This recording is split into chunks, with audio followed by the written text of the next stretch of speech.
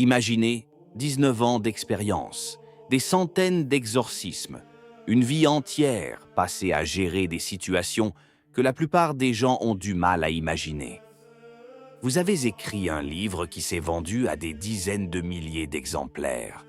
Vous avez fondé un centre de formation pour prêtres spécialisé dans l'exorcisme et la spiritualité. Puis, un jour, vous avez publié une vidéo sur YouTube exprimant une opinion théologique sur les démons. Et vous avez été banni. Non destitué pour hérésie, non destitué pour scandale moral, non destitué pour avoir nié un dogme catholique. Supprimé pour avoir affirmé l'existence des démons et suggéré que certains phénomènes, inexpliqués, pourraient être des manifestations démoniaques. À la fin de cette vidéo, vous comprendrez pourquoi cette histoire révèle quelque chose de fondamental sur l'Église américaine en 2026. Voyons voir ce qui s'est passé exactement. Le 29 mai 2026, Monseigneur Stephen Rossetti, exorciste de l'archidiocèse de Washington depuis 19 ans, a mis en ligne une vidéo sur YouTube. Sujet, les ovnis et le surnaturel. Sa thèse, il est probable que de nombreuses observations d'ovnis, voire la plupart, soient en réalité l'œuvre de démons. Le 3 juin 2026, le cardinal Robert McElroy, archevêque de Washington depuis 2025, a publié un communiqué officiel. Rossetti a été démis de ses fonctions d'exorciste de l'archidiocèse. L'archidiocèse rompt tout lien avec le centre Saint-Michel. La raison officielle, les propos de Rossetti, portent gravement atteinte à l'enseignement précis de l'Église sur le diable, les démons et l'exorcisme. Le Washington Post, NBC News, le National Catholic Register et Catholic World Report ont relayé l'information. Rossetti a présenté ses excuses et annoncé que son centre poursuivra ses activités ailleurs. Avant de poursuivre, il convient de s'interroger sur qui est Monseigneur Rossetti. Ce n'est pas un exorciste de province. Ordonné prêtre en 1984 dans le diocèse de Syracuse, il a obtenu un doctorat en psychologie du conseil du Boston College en 1994. Il a dirigé l'Institut Saint-Luc, le principal centre de traitement psychologique catholique pour les prêtres aux États-Unis, de 1996 à 2009. Son livre, Journal d'un exorciste américain, publié en 2021, est devenu une référence pour quiconque souhaite comprendre le ministère de l'exorcisme dans l'Église catholique contemporaine. C'est cet homme que McElroy a destitué. Comprenons qui est le cardinal McElroy et pourquoi sa décision est si importante. Le pape François l'a créé cardinal en 2022. En 2025, il l'a nommé archevêque de Washington, le diocèse le plus influent des États-Unis, capitale politique du monde. McElroy est considéré comme l'un des cardinaux les plus progressistes de l'Église américaine. Il a écrit des articles appelant à donner la communion aux catholiques dont les relations contreviennent à la doctrine morale, arguant que la sexualité n'est pas au cœur de la hiérarchie des vérités. En 2023, un évêque américain a publiquement demandé, dans un essai universitaire, si le raisonnement de McElroy sur ce sujet ne pouvait pas être coupable d'hérésie.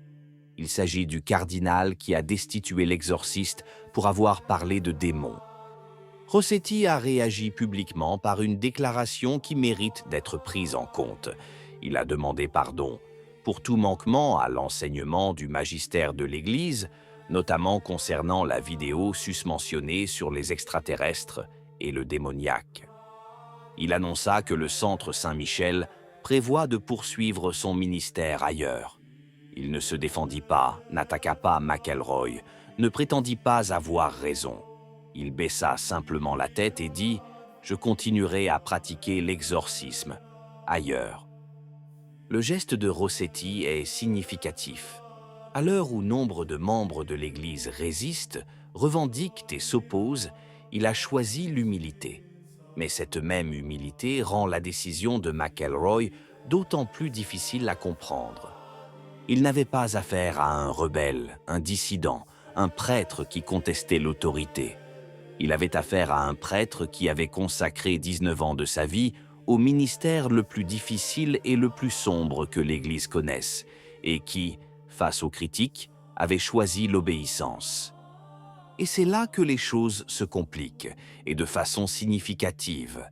Car la question que se pose tout catholique en lisant cette nouvelle est: qu'enseigne exactement l'Église au sujet des démons? La réponse est claire et bien documentée. Le catéchisme de l'Église catholique, numéro 391, enseigne que derrière la chute de l'homme se cache une voix séductrice, opposée à Dieu, le diable. Le nombre de 1853 dit explicitement que le mal du Pater Noster n'est pas une abstraction, mais une personne, Satan, le malin. L'Église ne se contente pas de croire aux démons, elle possède un rite officiel pour les exorciser. Le De Exorcismis et Supplicationibus Quibusdam, mis à jour en 1999, est le rite officiel de l'Église catholique pour les exorcismes. Il ne s'agit pas d'un rite médiéval abandonné, mais d'un document officiel du Saint-Siège, en vigueur, approuvé par Jean-Paul II. Monseigneur Rossetti était l'exorciste officiel de l'archidiocèse de Washington, nommé par l'archidiocèse lui-même pour exercer ce ministère. Et c'est là que l'histoire révèle sa véritable nature. Rossetti n'a pas dit que les démons n'existaient pas. Il les a pris suffisamment au sérieux pour émettre des hypothèses sur la manière dont ils pourraient se manifester dans le monde contemporain. L'idée que des phénomènes inexplicables puissent avoir une origine surnaturelle ou démoniaque n'est pas hérétique. C'est le principe même du ministère d'exorcisme que l'Église pratique officiellement. Rossetti a avancé une opinion théologique dont le bien fondé est discutable, mais parfaitement orthodoxe dans ses présuppositions. McElroy, en revanche, a avancé des arguments concernant le sacrement de l'Eucharistie, la communion, qu'un évêque américain a publiquement qualifié de potentiellement hérétique. McElroy n'a pas été démis de ses fonctions. Il n'a pas été réprimandé. Il n'a pas demandé pardon. Il a reçu l'un des archidiocèses les plus prestigieux au monde.